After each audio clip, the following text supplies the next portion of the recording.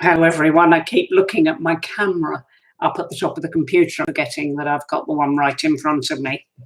Today I was thinking, what should I talk about? And I thought, well, why not go to your book? Because I don't know if that reads backwards to you, it certainly did to me.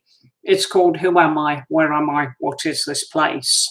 And I thought, I'll just open the book and see where I open it. And I opened it on Changing the Easy Way.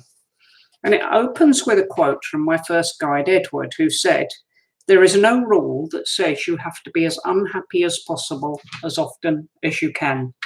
And that's a very important rule, because there's a subversive attitude in our society that life can't be happy. It's not possible to be happy.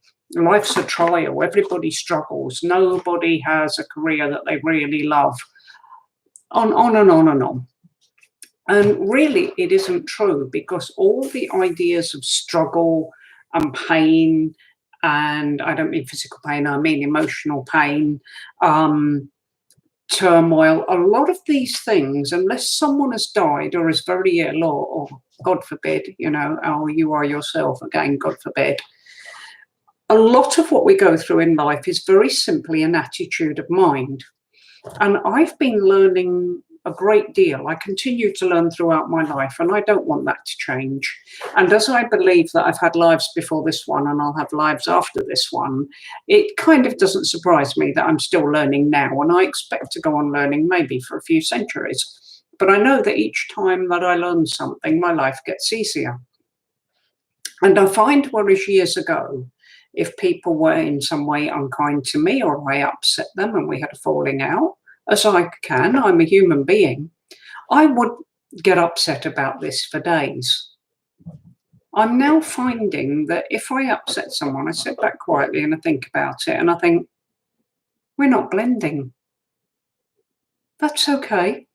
It doesn't make them bad. It doesn't make me bad. We're just not simpatico, as they say.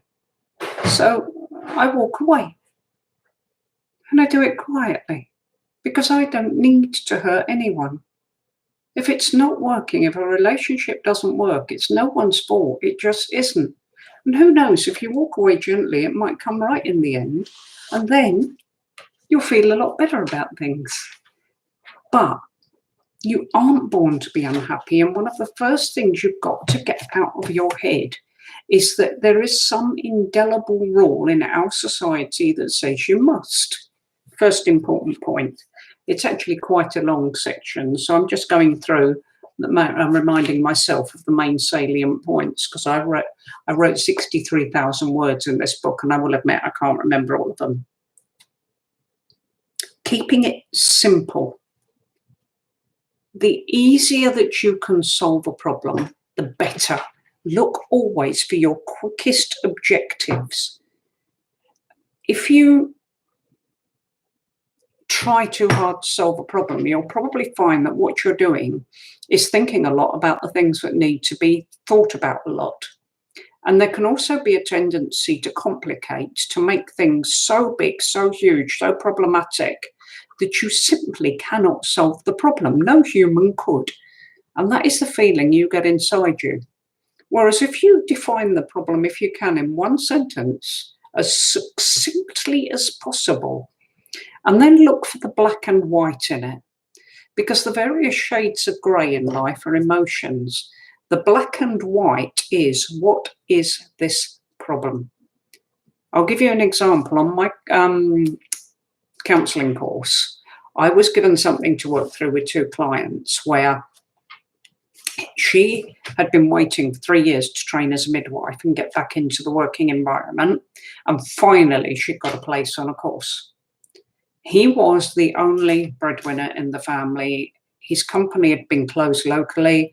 They were offered relocation, but they had to move. They were at absolute loggerheads, and you can imagine. She so much wanted the course. He didn't know what choices he had. He couldn't find any work locally. They were in a real deadlock. And I sat down and I said to them, look, he is your only breadwinner, right?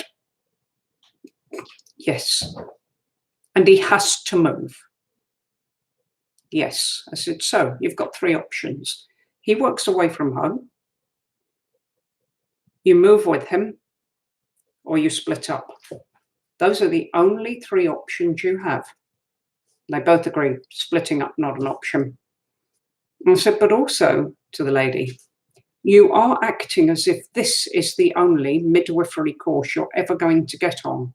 Have you called around the hospitals in the local area, explained your problem, and seen what the choices are?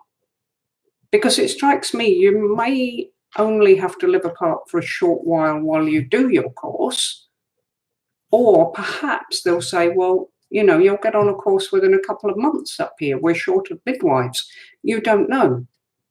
So you've now got two options. He lives away from home while you do your course, or you both move up there. And why don't you look into which is the options is the most realistic? And I got thanked for stripping all the complexity out of it because both their feelings were valid. What the heck was he supposed to do?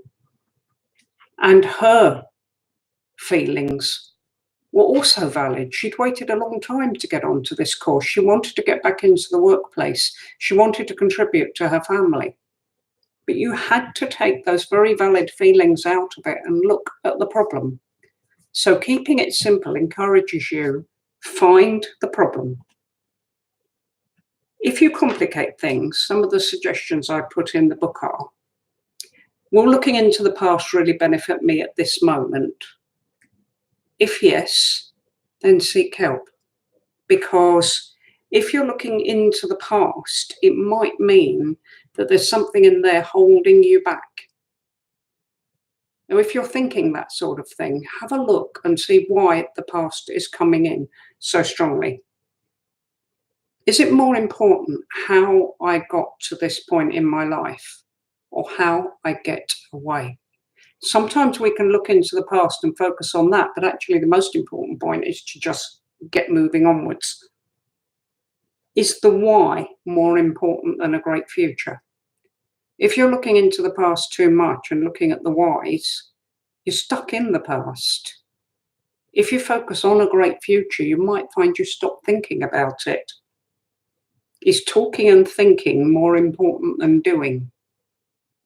I would say gathering information is good, but there comes a point when talking and thinking has gone too far. Can I change the past or the present? There's some other questions here in the book. Give it some thought. Okay.